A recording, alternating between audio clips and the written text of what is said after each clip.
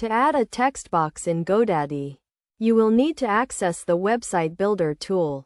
First, log into your GoDaddy account and navigate to the Website Builder section. Choose the website you want to edit and click on the Edit button.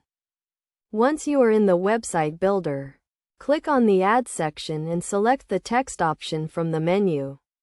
This will give you a range of text box options to choose from, including single-line text, multi-line text, and rich text.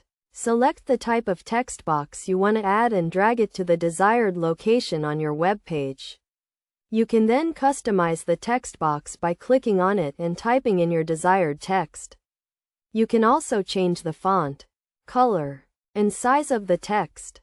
To make your text box more engaging, you can add images or other multimedia elements.